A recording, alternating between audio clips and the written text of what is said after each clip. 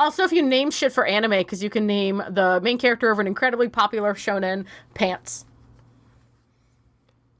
Goku. Does Goku really make... Goku is a type of pants. Everybody in Dragon Ball has a dumbass name. Yeah, Gohan's a type of rice. Yeah. I mean, fucking Naruto's a noodle, so like... Naruto's a crouton. Spiral crouton. Uzumaki is the noodle. Oh, no, Uzumaki's a spiral. Just means spiral. Naruto's the crouton.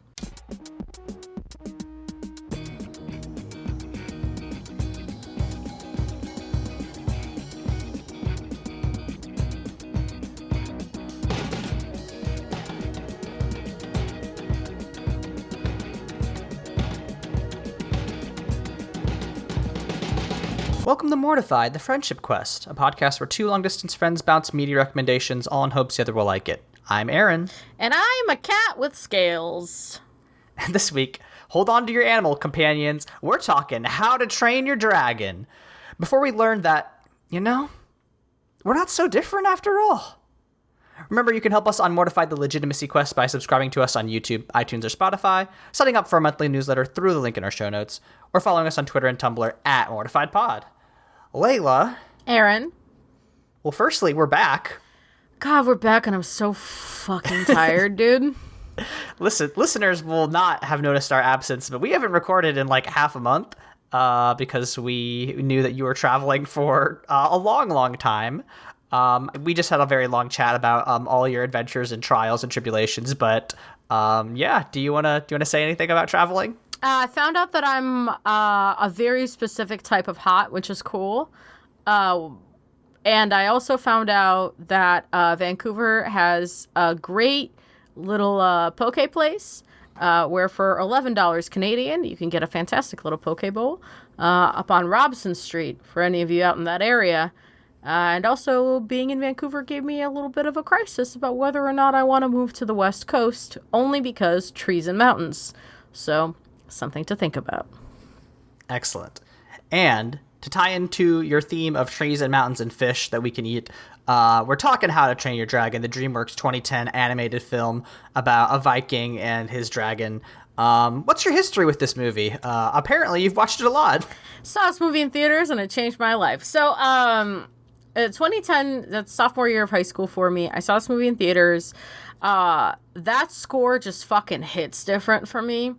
I love Test Drive. I love the opening. I love the little Johnsy opening song. And when I was in animation school, my career goal was to get out of school and land at DreamWorks to work on one of the sequels. That was like my driving force for a couple of years. We'll talk about the fucking sequels and why I think it's a good thing I didn't work on them. But no, I genuinely love this movie, and like reading your notes, I definitely have some nostalgia goggles on about it, because I think I would have felt similarly if I'd seen it now.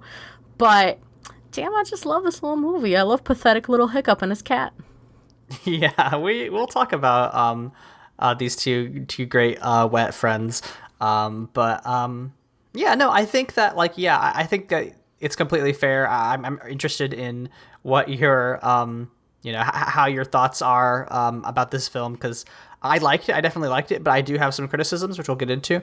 I'm glad that we're going to talk about it for Mortified. Definitely got some stuff to talk about. What caught your eye about it? Because this was a you suggestion, and I was very surprised to see it. I mean, Tumblr. A lot of our recommendations come from Tumblr, and it's just like, oh, a lot of people on Tumblr think this is a great film, so I guess I should watch it. And, it's important to you, so I know you're going to have stuff to talk about, so that's kind of why. God, do you know what we should do? What? We should do a Sexy Man retrospective. Oh, maybe that'll be one of our holiday apps. Maybe that'll be, because listen, we already did Sans. Yeah, we already did Sans. We could watch the Lorax, we could watch the Sandman. Oh, yeah, maybe that'll be our December. Oh, boy. Maybe that's what we'll do if you're able to come over. Maybe that's our Scorpio special. If you're a Scorpio specialist, Tumblr Sexy Man ranking, we'll see if we can beat the Tumblr poll out and see if Sans is actually correct. Sans is not going to be our top choice. Me and you both. No, depending on how we felt about it. It'd probably be Reagan from MP100. Anyway. Do you want me to do the plot summary? I think you wrote a pretty thorough one, so it's up to you. Do you want me to read it, or do you want to deliver your work? I feel like if you read it, you can filter my commentary through your own experiences. Okay, so this is Aaron's words delivered by me, Leyla Mamedova. Pathetic wet teen Viking Hiccup is the shittiest, worst warrior of the village. His dad, Chief Stoic, considers him a disgrace and a burden since he's always getting in the way during the dragon raids. During one specific raid, Hiccup shoots down a Night Fury, a super fast breed of dragon and captures it alive. He tries to kill it but realizes he can't and frees it instead. Seeing no other choice, Stoic decides to send his son to dragon training, where Hiccup and other teen Vikings train to kill dragons. His shitty performance in dragon training is contrasted with his relationship with Hiccup, who he slowly... Toothless? Did you mean Toothless? Shit, I keep getting... See, that's the thing, is that I saw Hiccup, and I was like, that's the dragon's name, right? And no, it's Toothless. It is Toothless. His shitty performance in dragon training is contrasted with his budding relationship with Toothless, the dragon, who he slowly befriends, eventually building a prosthetic tail fin to allow the dragon to fly once again. Spending time with the Night Fury, which he names Toothless, as we've gone over, gives Hiccup the ability to understand dragons, not just as killing machines, but as intelligent and emotionally complex creatures. Cats! Bro.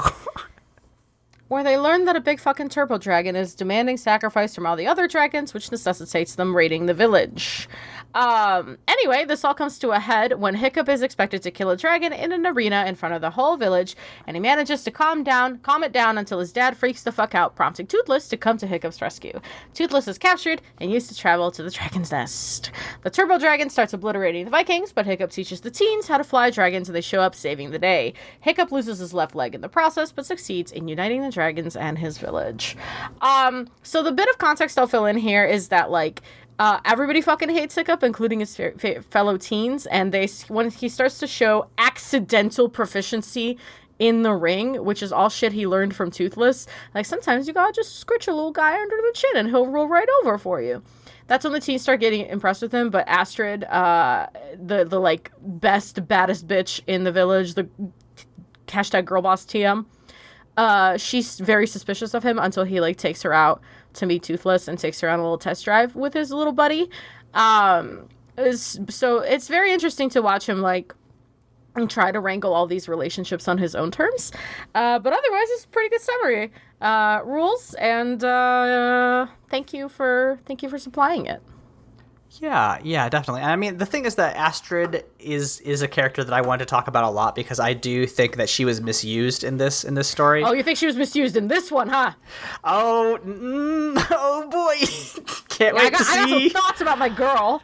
See our sequel thoughts, yeah. Let's talk about our characters. I think my first note is that, like, Hiccup is the kind of person that I expect, like, would be a Tumblr sexy man. Like, he's, like, pathetic and, like, kind of embarrassing, but, like, has a heart of gold. He narrowly predates the sexy man era by 2 years. So, can you explain? I'm not as well versed in Tumblr history as you. What kicks off the sexy man era? It is the Lorax. Onceler, of course. The Onceler for from some goddamn reason. The Onceler from the Lorax is the first Tumblr sexy man. He also comes into play around the same time as Jack Frost from Rise of the Guardians. We have a double sexy man era. Oh, the who? The what? Jack Frost from Rise of the Guardians? I'm Googling this. Oh boy, we should watch that movie. I really like that movie. It has a really nice soundtrack by Alexander Desplat. Oh yeah, no, he has white hair and he is a white little white teen. Yeah. Yeah. Well, let's watch that movie so I can go on my rant about the 30-second scene that would have fixed it and gotten an Oscar. Also a DreamWorks film. Okay. Also great. A DreamWorks film. So this predates it by a couple years. So we haven't really gotten into, like, the pathetic era. Around 2010, we were still very much in the, like, grouchy man with no redeeming qualities sexy man era. So, like, Sherlock. We were also in the midst of Mad Smith Doctor. So we were, it was a different time. 2012 was really a big cultural shift on Tumblr.com. So Hiccup did not get to be a sexy man, and that also means in the third one he's not the type of grown up that Tumblr found sexy at that point. Unfortunately, he's too conventional, less wet. They really dried him out by the third one. Boo. Truly, we all know how much I love a wet, sad man. Yeah, but Hiccup, like, that's the thing. He is, I would say like 16 years old. Like he's a teen. 14, 16, something like that. Okay, you think even younger? He's a bit younger, yeah. Okay. But yeah, like he at first I was like, what accent is he doing? Because all of the Vikings speak with a Scottish accent. But like Hiccup, and I just realized he talks like a nerd. He just has a big nasally voice, and like that's fine, of course. But yeah, he's just like kind of a doofus, right? Like his whole thing is that he can't swing a sword, and he's just like the joke is that they're like, people are like, stop doing this, and they point to him, and he's like, you just gestured to all of me, and they're like, exactly, and that's the joke. Did you look up who his voice actor is? No. So Hiccup's voice actor around the time that these movies were coming out is a Jonah Hill type comedian. I forget what his name is, but he was in all the Jonah Hill movies, including some of those like weird, shitty disaster comedies that were coming up around that time. So just imagine every once in a while you're watching a Jonah Hill movie and get bludgeoned by Hiccup. Vocally. Yeah, I mean that is probably a bad. Oh, Jonathan Adams Saunders Baruchel. Jay Baruchel. Jay Baruchel. Jay Baruchel. Known for his roles in movies as Knocked Up, Tropic Thunder. She's Out of My League. This Is the End. Yeah. This is all that. Yeah. Which I think Jay Baruchel is still doing Hiccup's voice. By the way, the TV series for Netflix, the How to Train Your Dragon series is quite good. I think there's two. I've only seen the first one, but it's quite good. I liked it a lot. Toothless, my sweet baby Toothless. Never done a thing wrong in his silly little kitty life. Yeah, I mean, I think you're right. I think he is 100% just a cat with wings. Yeah.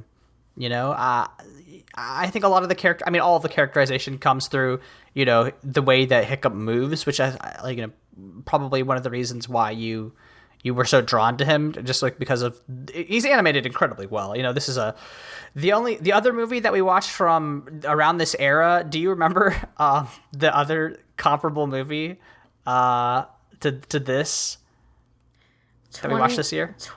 This year we watched it? Yeah, I would say actually 2011. 2011, not Avatar. No. No. 2011 animated film. Oh.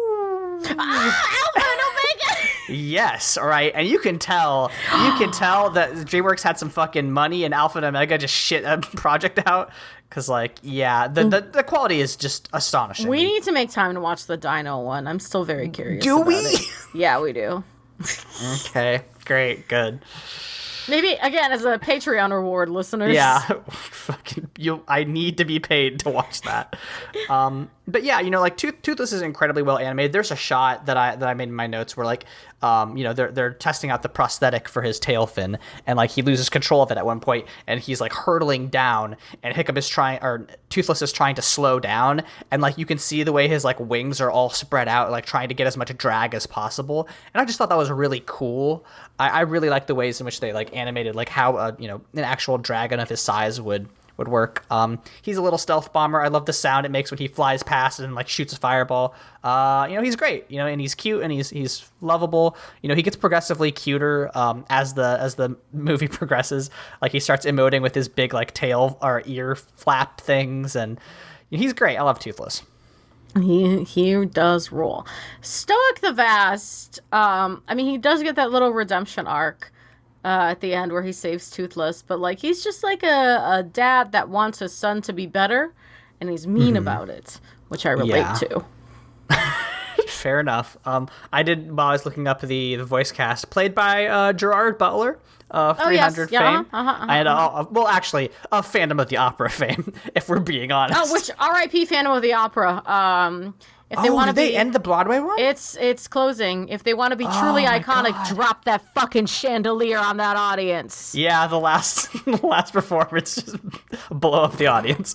I'd pay to get a chandelier dropped on me at this point in my life. Listen, I get it. I understand the appeal. He is like kind of the primary antagonist of this film. His whole thing is that like his son sucks, and he just wants his son to not suck.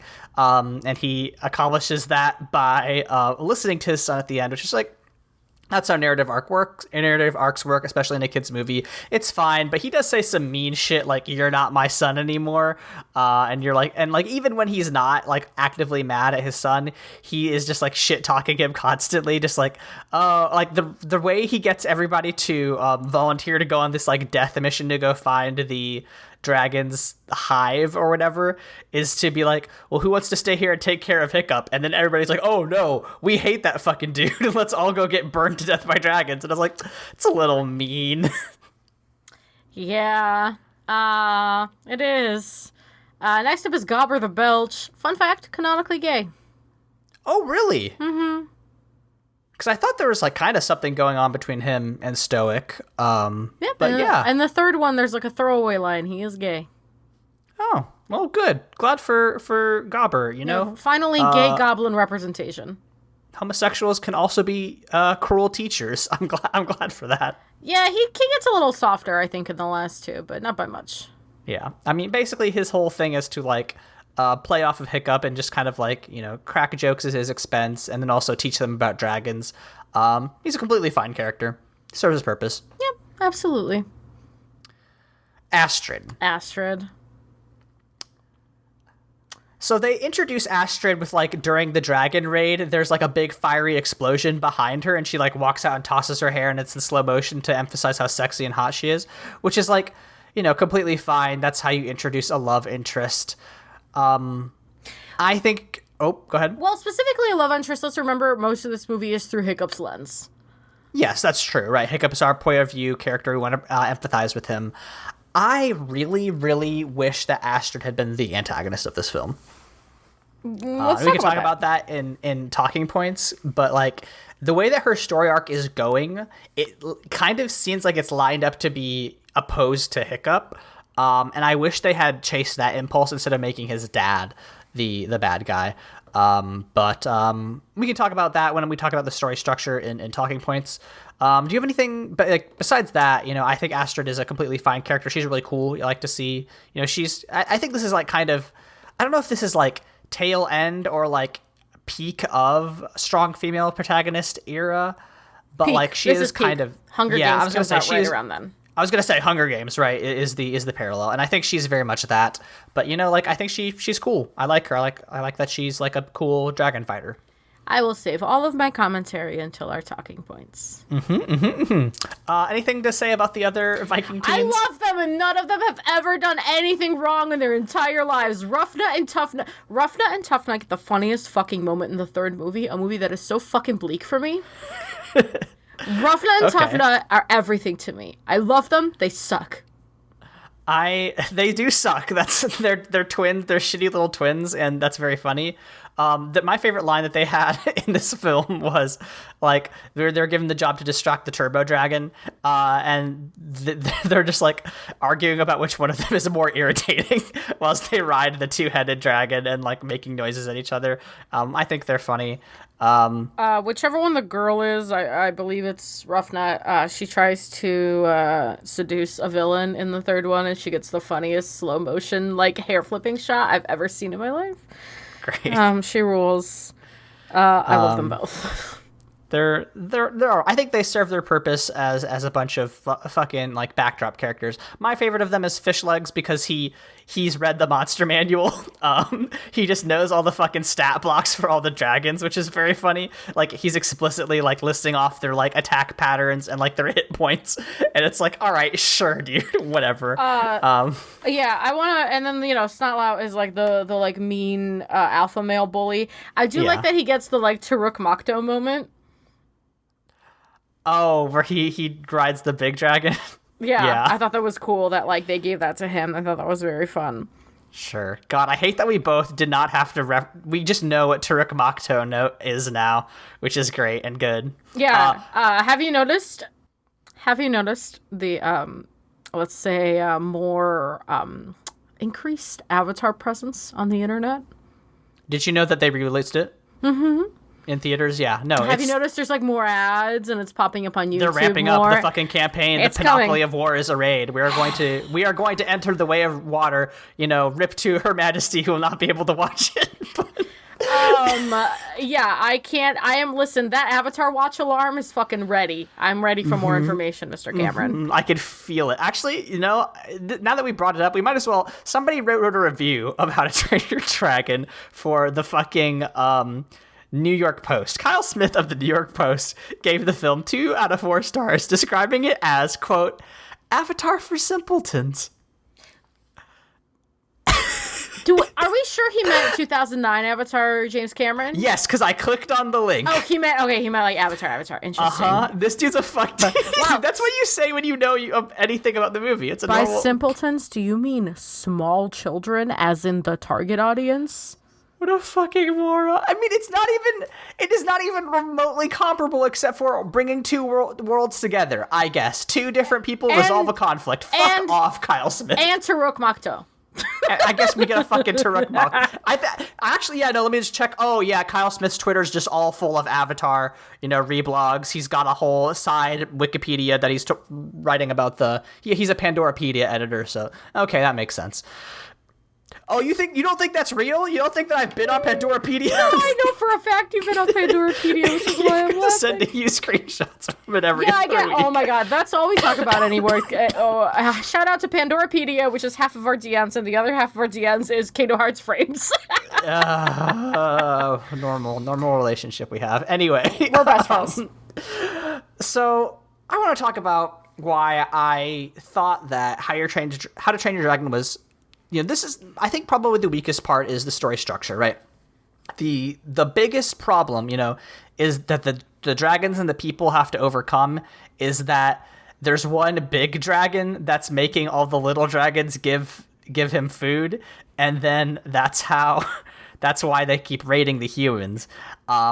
And they do kill the big dragon. He dies. They drive him into a cliff. And it's like, well, that kind of it's like, okay, he's one of the bad ones. We can get that guy, but all the other dragons are fine, which is like, all right, come on. I mean, listen, this is not this is a silly critique to make because it is a kids show, right? But like, it is a little bit like, oh, how come we aren't trying to, negotiate with Turbo Dragon? That's that is a criticism, but it's a minor one compared to what I really think, which is that I really think Astrid was being set up to be the big the antagonist, right? She constantly comments about how Hiccup is not taking it seriously. At one point, she like screams at him, and she's like, "Is this a fucking joke to you?" Because like one day our parent tour is going to become... canonically drop the F-bomb. Oh, sick! Great. I'm glad that they give. No, I'm joking. I was gonna say maybe the fucking third movie went off. I don't know. No, it just would have been funny. I think Astrid, if anyone, because I don't know if you remember our Code Lyoko discussion, we said that Yumi should get to say fuck. I think Astrid should get to say fuck. Yeah, listen, in every kid's franchise, there's one angry woman who can say fuck, and that's fine. But like, yeah, like her whole character arc is set up to be like, one day we're going to inherit our parents' war, and we need to be ready for that. And like, it seems like you, Hiccup, are fucking around. And like, I kind of would have loved if like her whole thing was like, to be in opposition to Hiccup and like not as a romantic side character, because like basically what happens is that they do the Aladdin sequence. They do a whole new world on Hiccup or on Toothless, and they fly around up in the air, and then she's in love with him. And I think again, it's a kids movie. This was 2010. That was an extremely normal thing to do. I bet it still is. I'm sure it is not like an uncommon thing to be like, well, there's a woman here and our protagonist is a man, so now they're in love, right? I was just like, oh, I don't need to see these teens making out. It just didn't do anything for me. I don't think it was earned. I don't know if it wasn't not earned. You know what I mean? Like, it was fine in the sense that, like... It was fine, right? Like, I'm being extremely hard on it, but, like, I don't like this kind of story convention. Sure, that's fair. It is very 2010, and I'm looking at it with the cutest little nostalgia goggles. They're heart-shaped and everything. Sure. But I love that sequence. I love the music. I love the colors. I love how she reaches up her little hand, and she puts it through the clouds. It's like... To me, I thought it worked in this, like, if I'm looking at it now as an adult, I think it still works because Astrid's life is so, like, go, go, go, go, go, right? Hyper-violent, she's throwing axes, she's a bad bitch, bad bitches don't look at explosions. And then you have this, like, one peaceful moment, which is something she's never known. I thought that was nice. I like that. I liked it a lot. the second movie. So Astrid and Hiccup are like an item. They're probably around 19 in the second one. Oh, they grow up a lot, huh? Oh, they're like full adults in the third one. Weird. And the whole movie is setting up the fact that Hiccup, as heir to be the chief, is, again, not taking it seriously. He would much rather go fly out with Toothless and make maps, which is, hey, useful, right? Extremely useful for a seafaring people. Are you kidding me? Right. So he wants to go out with Toothless and make maps. That's his whole shit. He wants to go, fly around, make maps, and the whole conceit of the second movie is that they find the dragon's nest, and his mom is alive, and she lives with the dragons. Okay. Yep. So Astrid, the whole time, is taking care of the village and is, like, advising Hiccup on things and doing the bulk of the work. So I was watching the movie, and I was, like, in theaters, and I was like, oh, wow, this movie is setting up for the fact that Hiccup is going to abdicate his title, give it to Astrid. She's going to be the chief of the village because she fucking deserves it. And then Hiccup is going to go out and do his little map shit. That makes sense to me. Didn't seem to make sense to the folks writing this film. Uh-oh. Because Hiccup gets to be the map guy and the chief. Great. And Astrid gets to be? The wife. Yep. So, I'm Good. okay with the first movie. Like, I think that's fine, right? Like, that 2010, like, ooh, a whole new world. Like, that's Sure. fine. Don't set up my girl to be the chief if you're not going to let her be the chief. The third movie is even... I honestly barely even remember the third movie, because the first one I've seen a billion times, and I'll watch it a billion more times. I'm going to watch it again tonight, actually. I didn't watch it this week. This whole discussion I'm having is from fucking memory. I don't need to watch this movie. I got it. It's up here, okay? I'm going to watch it again tonight just because I like that score. I like this movie. I think it's cute. The second one I've seen a handful of times. I like that. There's another, there's two big dragons in that one. Two big guys. They're chunky. I thought it was fine. Like, the ending really bummed me out, but it was like a fine movie. The third one is such horseshit. I'm reading, it seems like they need to get Toothless a girlfriend. Yeah, and she's white and smaller, of course. Okay, sure. Oh my god, it is the most horseshit movie I've ever seen in my fucking life. It is so boring. At one point, Toothless, like, abandons Hiccup, and he's really no, he wouldn't. He wouldn't do that. Why is the plot of this movie about getting Toothless a girlfriend? Oh, the dragons have to go to a new realm, huh? Yes, the realm of the dragons. It is such a horseshit movie. It sucks so bad. And I just remember watching it in theaters when it came out and being so bummed out by it and it was like the first time I was really disillusioned with the media industry in like a real way, because I was like, wow, when did it come out? 2019. Okay, right. So this was after I flunked out of animation school. It made me feel better about flunking out of animation school. I was like, wow, this would have broken my heart. So the first one is great. Everyone should watch the first one. Second one, fine. The third one doesn't exist. That's fine. I think like there are just some films, like, I don't know, maybe Star Wars Episode 9, that are better left forgotten. Oh, I'm sorry. I thought we only went up to 8. Yeah, that's what I'm saying. They should just leave it at 8. And I'm glad that they canceled the 9th one. I do want to bring up, while I was doing a little bit of a research, one of the fun things about doing a podcast that's not actually that research heavy is that you can just go to Wikipedia, and then if you see something interesting on the Wikipedia, you can go down a rabbit hole, and then it, like, maybe ruins your day. This didn't ruin my day, but, like, it just tickled me, because apparently How to Train Your Dragon is based on a series of children's novels, and basically there are actually 12 of them. The last of them was finished in 2015, but they are written by author Cressidia Cowell, and basically I found Hiccup's family tree. And there's a bunch of like wild names and characters. Hiccup's grandfather is named Old Wrinkly. He marries a woman named Kamikaze, which is bad. Cassandra, bop you on the nose. Don't do that. But his mother-in-law's name is Big Boobied Bertha. And the quote that I got from her is, as her name indicates, she has very large breasts, and it is mentioned that, quote, these breasts have killed before and will kill again. I'm in the wrong industry. I should just fucking be a kid slit person. Well, you're ignoring the fact that I am Hiccup's mother and my name is Valhallarama. All hail. God. There is another, there is a Hiccup the Second. There's some really great consistency in here. I'm also a big fan of, where'd he go?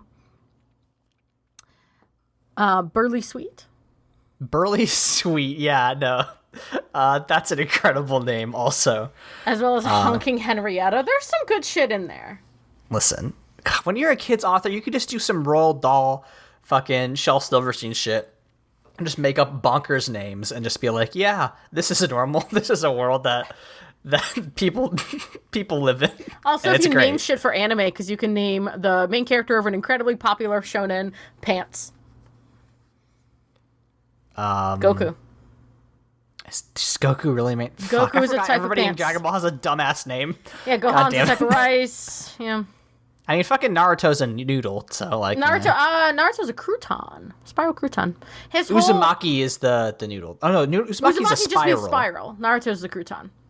Okay. His name is Spiral Crouton. Great, good. Yep. Excellent. But yeah, like, it's just... I just thought that was fun to bring up. But yeah, no, it got me to thinking. Leyla. Aaron? I feel like it's time that we, collaborated. I think it's probably time for us to make some sort of similar franchise. Like if we were going to make a children's novel series that we are eventually going to sell, probably to Disney, just because that's kind of what our pitch is here. We're always pitching to Disney. Let's build a franchise, just see, what is the most marketable thing we can make that I think will appeal to lots of children, and will eventually get turned to like theme parks and shit. Can I pitch you a starting point? Sure. So you and I are famously anti-colonialists. We're not big on being colonized. No. I think our starting point should be pirates. Okay. Because I think we could fuck up some colonial fleets with that shit. Okay, we talking what, like 18th century, 15th century? Like, who are we fighting? Are we fighting Spain or England? Is the question. I mean, if we're talking about pirates. England. It's always England. Okay. All right. Okay, I'm down. This is Rest in piss, Elizabeth. Go piss, girl. Right. So, yeah, that's my starting point that I'm pitching to you as pirates. Okay. So we need to build a crew. Yeah, definitely. So I think our protagonist has to be a pretty generic. I wonder if we can get away with having a girl. Yes. Okay. So our girl protagonist, I think she's an anime protagonist. I think she is happy-go-lucky. I think she, has the power of friendship, and she also has one weird ability, which is that I think she should get to talk to animals. I was gonna say can speak to sea creatures, but yeah, just generalize that to animals. Yeah, that's a great idea. I think she can talk to animals. I think she has to keep it a secret, and then everybody thinks she's weird because she's always talking to herself. Yes, we have to make our protagonist a weird girl. She's a weird girl. A weird pirate girl. And I think she has to be the underdog, Obviously, of course. And I think the captain of this ship has to be like a questionably non-binary legend. Are they're related to our protagonist? No. Okay. You just pick up a stray. Okay, great, good. Nobody is okay. So we're eschewing the entire family structure here. We're just saying we're doing found family shit. Okay, we're doing some found family shit. Move aside. Our flag means death. All right. Move aside. These are competent pirates. Let's do the first mate is a I think she is very big and muscular. Yes, and it's me. It's just me. But she has a hook hand. Me with a hook hand. That is interchangeable with a cannon. Ooh! And her titties have killed before. Yeah, they will kill again. They're bulletproof. That's their superpower. Right. And I think they have like a weird little. I don't want to say. I want to like a spindly guy who like is the person who looks out of the crow's nest. And he's just like kind of a little freak who loves to swing around up on the tops. But he also is like kind of teaching our protagonist the ropes and like showing her how to live and be a cool pirate. But he's also like a nasty little guy. Yeah, I think he should be the only one who believes that she could talk to, or be suspicious that she could talk to animals. Yeah, like he like from the crow's nest, he can hear her like whispering to the dolphins, and she's like, "That girl's weird, but like I like her. She's got something going on. She's got some stuff." And I feel like we got it. So the thing that how to train your dragon makes very marketable is that there's a lot of different breeds of dragons. So I wonder, like, we can kind of do that with ships, and like that there's all like a bunch of signature ships. Like maybe our not antagonist, but like our protagonist ship. Like maybe they're prow. They have like a really cool like masthead. That's like I don't want to go with a mermaid or a dragon because that's too easy. Shark. A shark's good. Yeah, maybe their whole ship is a shark. Love sharks. Yeah. It's just a big shark, and then like because when they ram people, they can like they have a thing. And that's her job is to make the shark mouth open and close and eat other ships. Oh, yep. Chomp, chomp, chomp, chomp, chomp, chomp. But one day she like when they're ramming one of the English vessels, she falls into the water and she befriends a whale, and then she and the whale start to have magical adventures together, and the whale just becomes like their buddy that follows their boat around, and then that's how we get different ships. Like there's going to be like one big bad like English Commodore who has a ship that's like in contrast to the natural feeling ship of our protagonist. Like it'll be very industrial and cold, and like maybe it's like a ironclad, right? Like a fucking 1850s era ironclad. And like that's the problem is that they can never take them down because the ship's too strong. But like that's how we get like we have to befriend other animals and other pirates, and that's how we get different characters worked in. There's fights all over Southeast Asia. We get a lot of island hopping. Yeah, I mean I think this could be good. Do we have a title? We have a title for the series? I would like to also pitch a treasure hunting element, which is what she takes from the ship. She takes the treasure from the ships. Yes, treasure hunting, aka stealing from the English. Stealing from the English, always okay. And then I would also like to pitch that someone who works on one of the English ships is her love interest, ill-fated right? love interest. Yes, 100%. Yeah, 100%. There's like a shitty little. Oh, this is where we get our wet cabin boy, right? This is our. This is like sad. Yeah, so sad. Quintessentially British. 100% speaks like a Victorian orphan. Is a Victorian orphan. Victorian orphan. Yeah, I don't know what era of Victoria. I do. It's 100% this time. But like, yeah, no, definitely. And then like he's like, maybe working for the Empire is bad. And that's starts great. to sabotage them from the inside. But she doesn't know because he can't tell her. That's right. And they always have a sword fight of some sort, and they always get broken apart. Right. So we would sell 100 million copies of this series. Are you kidding me? Disney! Call Walt, us. Can you hear me? Call us, mouse. So I feel like what are comparable titles that like. So we got How to Train Your Dragon. I feel like that's a comp. Yeah, that's definitely a comp title. What else? There's sometimes like cool acronyms sometimes work. Like Witch was an acronym.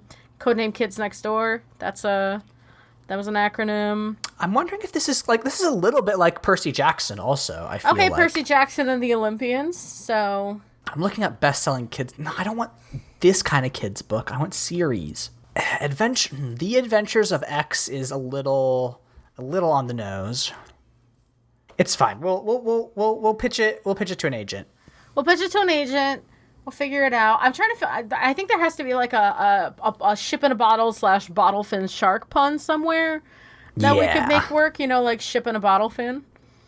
That's good. That's already not bad. That's already not bad. We'll start there. We can work our way through. So yeah, this is our multi-million-dollar best-selling children's series. Disney call us. DreamWorks call us.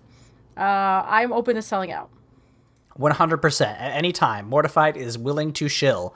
And Leyla, when we are not trying to shill on our podcast, where else can we be found on the internet shilling? You can find me at LEYLSES on Tumblr, Twitter, and Instagram. I am slowly getting now that I'm home from travel, I'm looking forward to maybe trying to draw again and writing some essays. What about you? I'm on Twitter at AaronSXL, where I tweet about tabletop RPGs, health policy, and writing. I also do tabletop reviews at AA Voigt on YouTube. I do another podcast with my friends Michael and Josh. That's at The Bible Boys, and hopefully we'll have an episode out about The Hunchback of Notre Dame. You remember it's the prequel to The Hunchback of Notre Dame 2, a very bad movie, but Hunchback is a good movie. So Hunchback's a very good movie. I love that movie, and it's how I figured out I was bi. Esmeralda and Phoebus, baby. Oh, yeah. My classic hot girl and himbo combo. Love to see it. Our theme song is Obsolete Himbo by combo, Keshko. name of my new band. Our theme song is Obsolete by Keshko from the album Filmmakers Reference Kit Volume 2. You can find more of their music at keshko.bandcamp.com. Leyla, how should we close out this episode? Just by knowing that these breasts have killed before and will kill again. We'll see you all next week. For real, in linear time this time. Yeah, honestly, actually.